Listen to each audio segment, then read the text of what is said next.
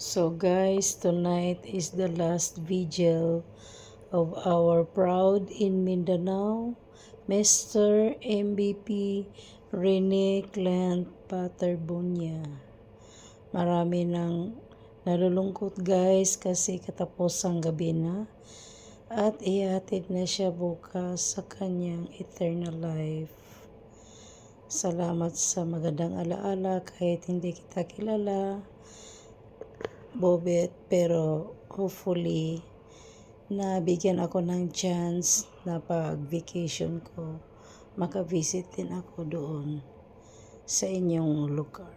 Thank you and fly high. Salamat sa mga alaala. Salamat sa pag-inspire sa mga